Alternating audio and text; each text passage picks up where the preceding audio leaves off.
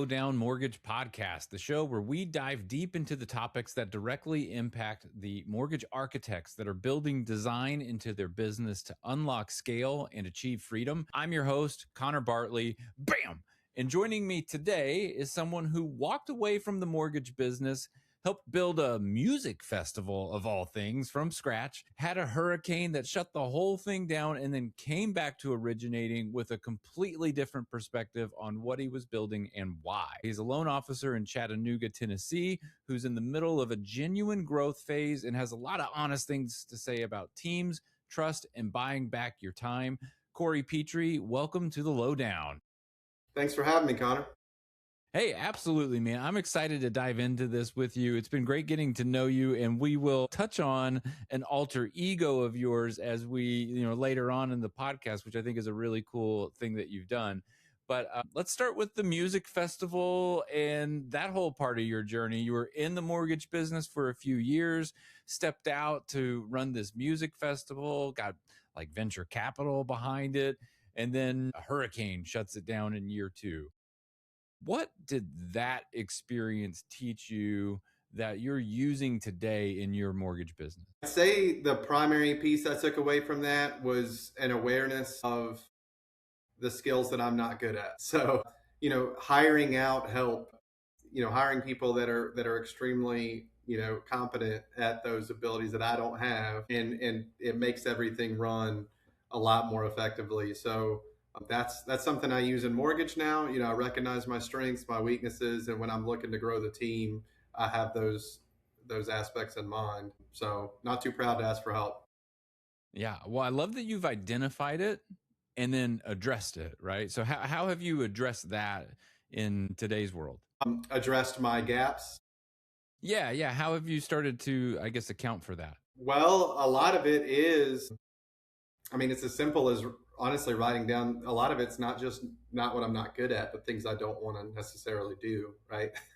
So a lot of it's writing those things down. What are the things that that I don't feel like I'm getting my hourly rate for, that may be below grade for me? What are the things that really make me hate my job? And also, what are the things that maybe take me longer to do than might take someone else that's more proficient at it? So I write those things down and kind of use that to build out this separate job role that I might be looking to add some support to our team with. So yeah, a lot of it's just identifying those things. I know this isn't new to the business world, but kind of calculating my pay as an hourly rate and really always comparing that task that I'm doing with that hourly rate and trying to think through, is this really a good use of my time? So that's Totally. the practice I've been implementing more this year. At what point did you start to really focus in on that? Because that's something that I've talked to a lot of originators about. You see someone who's, their hourly rate is worth $100, $150 an hour, but they're spending 16 hours a week on operational things. They're in their files. They're doing something that a $25 an hour employee could do that's taking away from that operational or from that hourly rate of theirs. Like, when did you start to calculate that? Really, so I've been at my current company for about 2.5 years. I would say coming here and just seeing how they really structure our roles to scale, to build out and have specific job titles for, LP1 and 2 and just everybody knowing their lanes.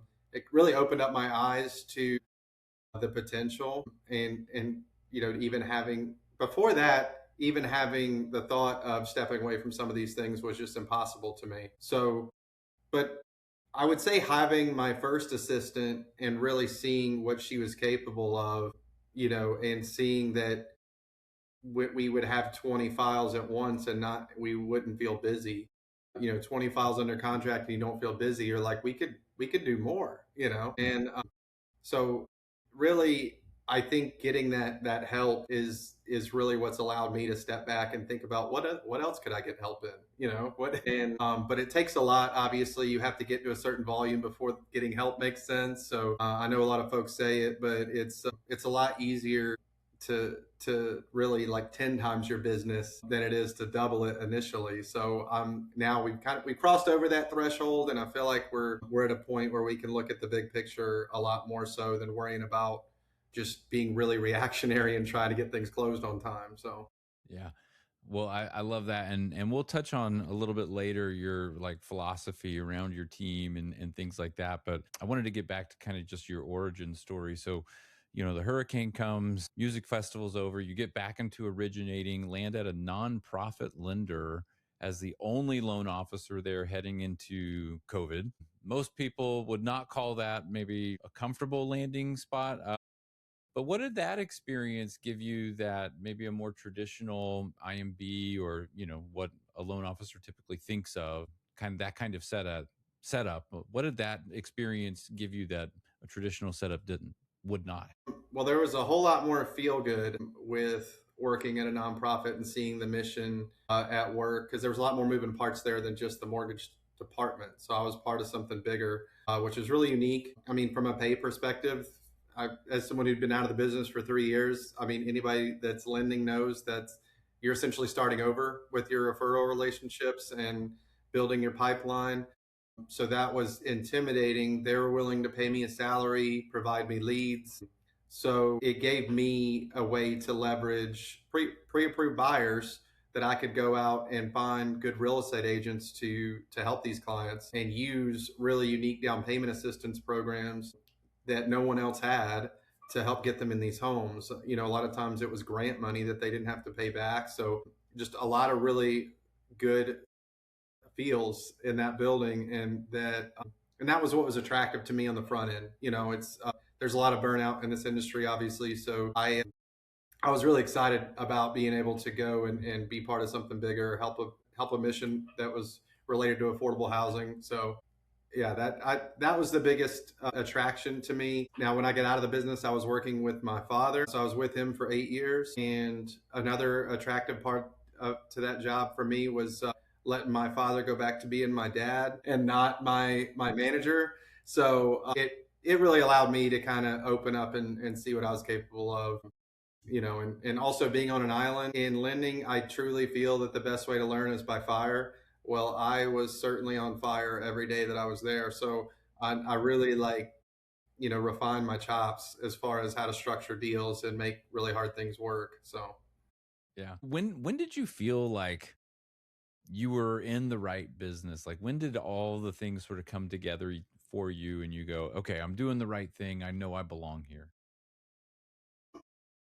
I would say it was actually like a little bit post COVID, realizing that this volume that we had built up really wasn't slowing down in the way that it was for a lot of other lenders in our market. So it was just, we had clearly built some standing relationships and kind of latched on to the right referral partners that were in a rapid growth phase as well. And when you I think a lot of us are always scared of what next month is going to look like, or what 2 months from now is going to look like. And, when we could see that consistently, hey, this isn't going anywhere, then, it really changed my perspective, as I mentioned earlier, about what was possible.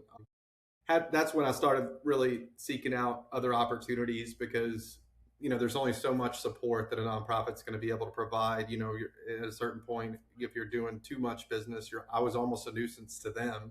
So yeah, it was 2021 was really when I started realizing, all right, we've got something good. I need to start seeing what else is out there. Great.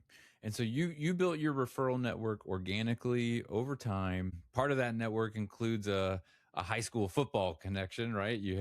And you kind of held off joining that relationship as a preferred lender for a while because as you shared with me, you were just worried that maybe you would not be able to handle the volume. And I know friends in business, family in business don't always mix. So I think that was maybe a smart move there. But what did you have to build internally before you felt really ready to say yes to that?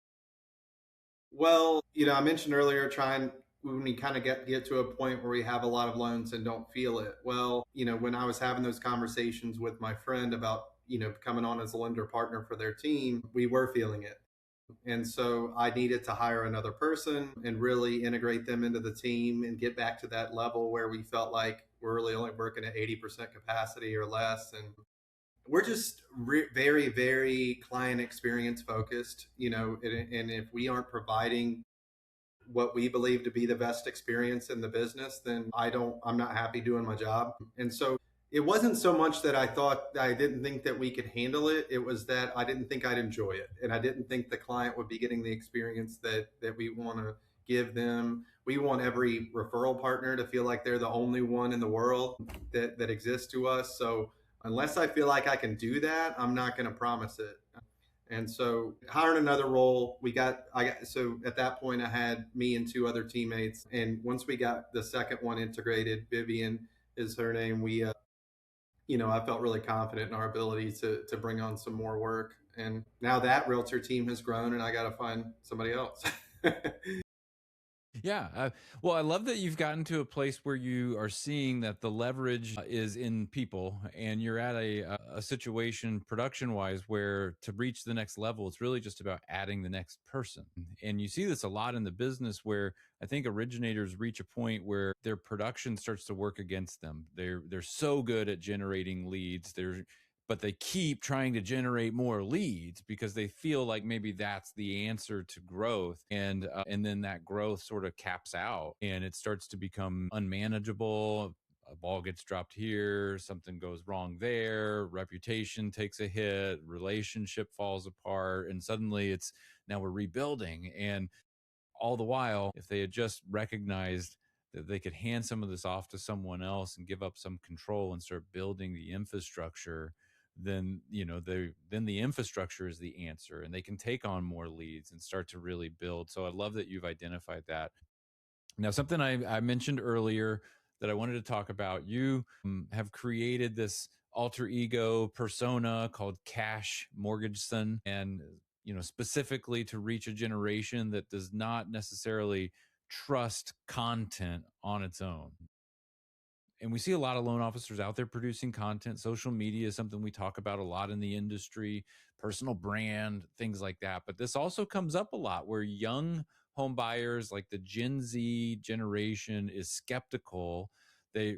We all know they spend a lot of time on their phones in social media, but there's a skepticism there. So what did you learn about first time home buyers, younger home buyers, the Gen Z type, that convinced you that humor and character were going to work better than maybe just being that straightforward approach? Well, first, it was a lot of folks that age telling me that, hey, Instagram, that is not an education platform. That's an entertainment platform now. That's if you really want somebody spending more than a second on your video, it's got to catch their attention pretty quickly. So a guy in a smoking jacket, smoking a pipe with talking in a really poor British accent, sometimes Australian, I'm all Who over the knows place. where you're from? Where Yeah, is Cash from yeah, exactly? Cash Mortgageson. No, it really, it was, what I found, it wasn't even just Gen Z. Even like millennials are. Everybody has some AI fatigue. Everybody is, tired of scripts. And I also learned though that that's a slower road to growth too. I mean, it's building trust with an audience in that way. They're not going to reach out to you after the first video. They might watch you for a year and not comment, not like. I mean, so many of the people that I run into in public say they've seen my videos. I mean, the engagement wouldn't speak to that. So I'm like, it's really hard to really get a feel for what kind of impact you're having. But I think that it does take a lot of consistency, and admittedly, I've not been as consistent as I would like with that content. But I did it for consistently for at least 6 months, actively having someone else helping me plan out the posts. And just in that amount of time, it developed a brand that I think works way better than a billboard, some of your old print advertising, because it really is a branding thing.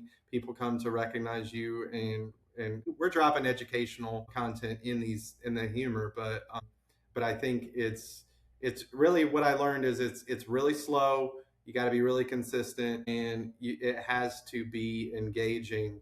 They're not going to sit there and look at numbers and data, and they'll go to other platforms for that. And everyone knows it's hard to buy a house. They really need to be told why they can do it. What they know what makes it difficult. Well, how can you solve that for them? So a lot of it was us kind of trying to, get rid of some of the myths, and I can't believe it with the internet age, but there's still so many Gen Z buyers that think they need 20% down. It blows my mind. So I guess the other piece that I learned with that is that you can really hammer those same points home over and over again. Mm-hmm. At the beginning, I was thinking that I had to have a new topic with every video, but that's not really the case. And I think you just have to find different ways to say the same thing to really hammer it home for them. Because a lot of folks, again, for other LOs out there, it's just, I think you would be shocked at what people think they need credit wise, down payment wise, income wise to be able to buy a home. So how can we hammer those things home to make it to where everybody with a 620 credit score knows that they can get an FHA loan. So I don't know if that fully answered your question. I was all over the place there. Yeah. No, I So love it though. But to unpack it a little bit, like there is the shadow audience is a thing, right? There, but you addressed it perfectly in saying that it really does come down to consistency. Because I see a lot of people jump into content and get started, and the first few posts are really good and engaging and fun, and then a month later they disappear, they've given up on it, they stop trying, to create. And I think a lot of that's because they're not seeing that engagement, that like return on investment. They don't feel like it's hitting, striking a chord with anyone, that's reaching anybody. We can look at the analytics and go, well, it only got 100 views, and we forget how big 100 views really is sometimes. I mean, that's a crowded movie theater, I mean, that's like, and if you could stand in front of a movie theater and talk to 100 people, you would feel like that was a win for the day. So it's we forget that. And yeah, people are watching, they're consuming, and they want to start to meet their loan officers now too, is what I'm finding. And there's just like a kind of what I was hinting at earlier in the question, is there's a skepticism among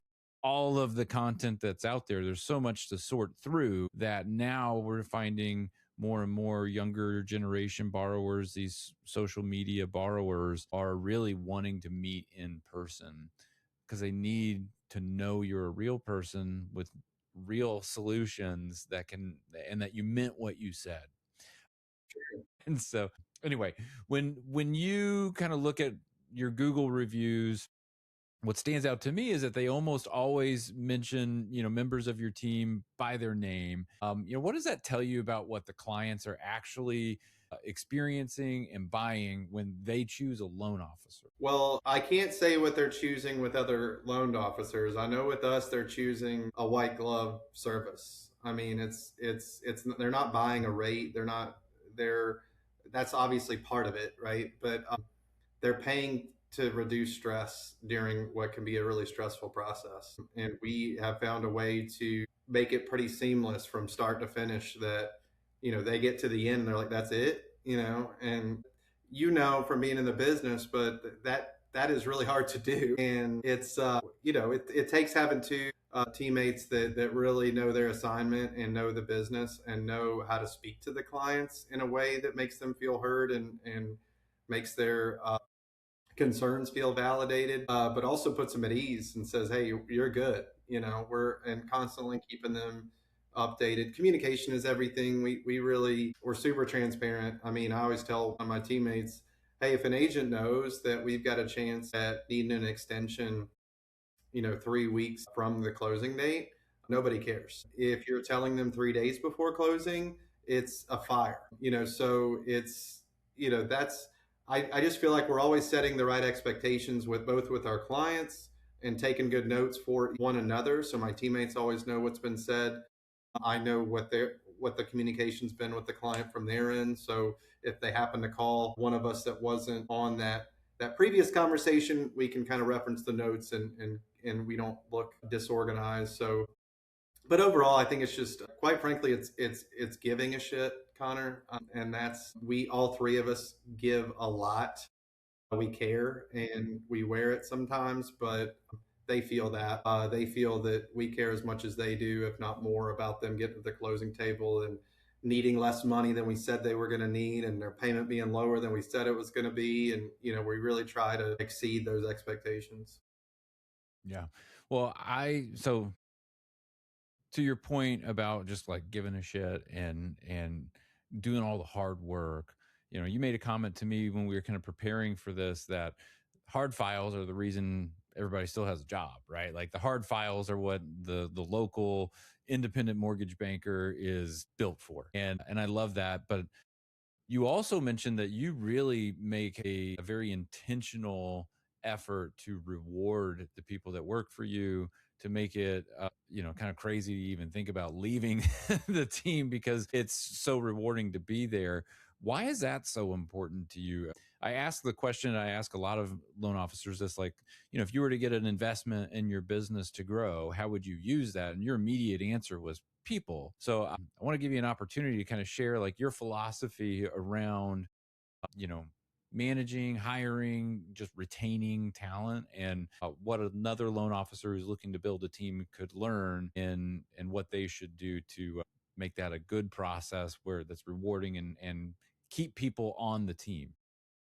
Sure. I've been at several locations. We won't go through the resume, but I've been at a lot of different places. And a recurring theme throughout, over 15 years in this business is that the operations staff is underpaid and overworked. Like at almost every stop, there's high turnover, high burnout.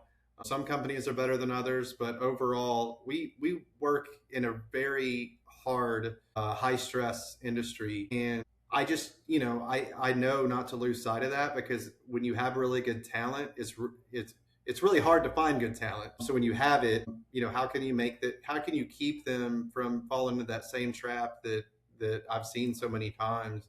And money's not, my team's not necessarily motivated by specifically by money, but I think we all would like to make more. I know we all live more comfortable lives when that happens. So I think overall, it's just I want this to feel like a profit share model a little bit, where when I'm winning, they're winning, and when our volumes increase and we're a little more stressed, we're getting compensated for that accordingly. It helps take some of the edge off, and just investing in other people lets my current teammates know that I'm looking out for them. Hey, I know that you're stretched right now. I'm working on the solution for that. Like, just me constantly being ahead of that and talking through it with them. Hey, what's your stress level at? What's weighing you down? What do you hate doing? Why don't you start writing those things down so I can build out a role for you for an assistant? So we're actively in that conversation right now, because we've reached that point again where we're just feeling a little stretched. Everything's closing fine, but we just know what that feels like now when it starts to come on, that we're about to hit our capacity. So I'm going to be looking to grow the team, and I think between those two things, like, everybody feels like they're truly part of a team. Like, I'm going to get compensated the way that Corey does. Every time a loan closes, I'm going to get rewarded for that. And also, he's going to look out for me and invest in support for me when I'm stretched thin. So that's what I'm trying to keep top of mind. It's easier said than done, but I'm really just, I love my people. I mean, when I hire, it's about them being a right fit for the culture. So, my two teammates now I've become some of my closest friends, and I really value them both personally and professionally. So it's just, again, I guess I go back to, I truly give a shit. It's not just something I say, because I allow myself to be, we all get personal with each other, and we know what's going on in each other's lives, and want to support one another. So Yeah. Well, I love that philosophy and that you're paying close attention to it and really living that out. And we've talked about a lot, Corey, and we're kind of getting closer to the end of the episode here. I want to give you an opportunity because I didn't know if there were questions that you were hoping I would ask today or something that you haven't had a chance to talk about. But I wanted to kind of give you an opportunity in closing here to speak your mind freely about anything. If there's something you'd like to share with the audience, whatever that might be, the floor is yours. okay.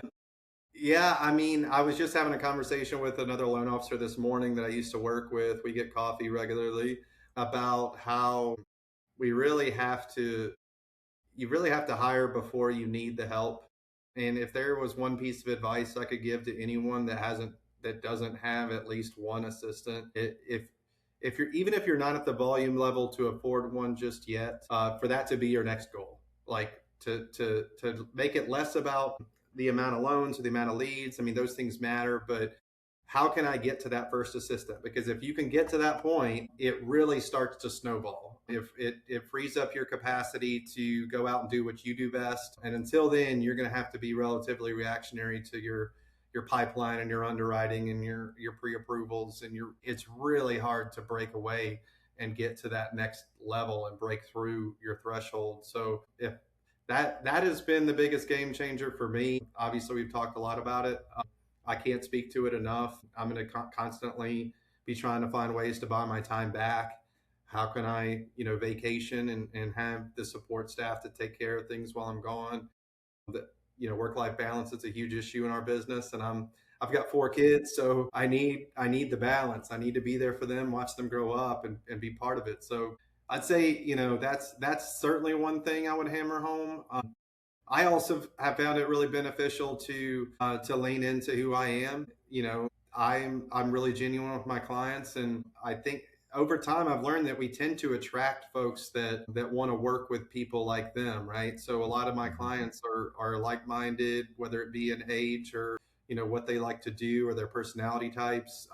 So I market to those to people that you mentioned my cash mortgage and content. It's stuff that I thought was funny, so the people that think it's funny are typically gonna like Your kind of hanging out people. with me. Yeah, Yeah. they're my people. So I'm marketing to my people. Some of you guys might be marketing more to your jumbo audience or your luxury home buyers, and that's going to require a different style of communication, different style of marketing.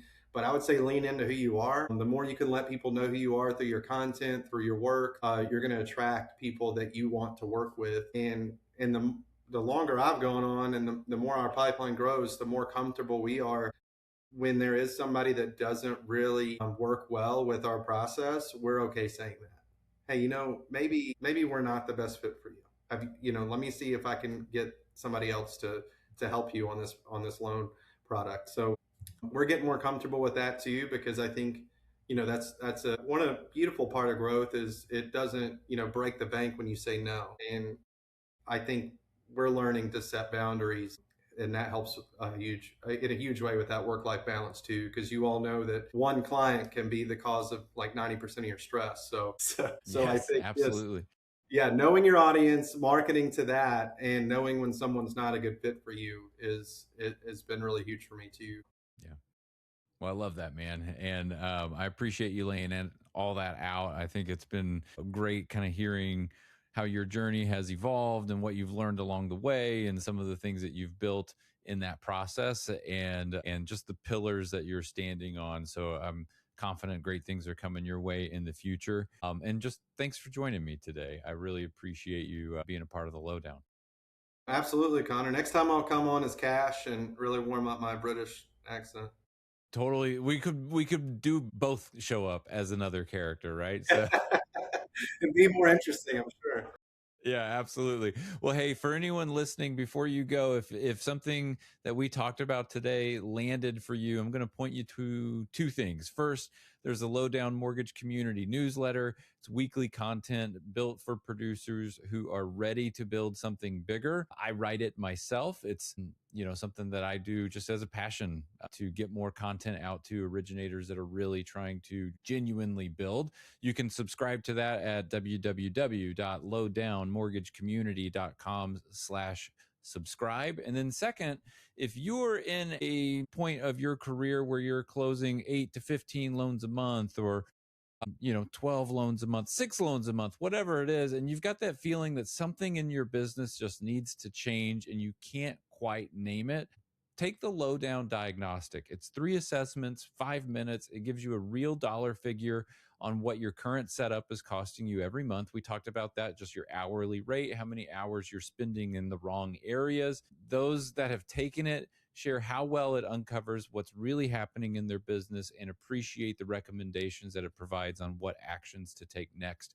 That's lowdownmortgagecommunity.com/diagnostic. Both links will be in the show notes, and I'll see you next week. Bam!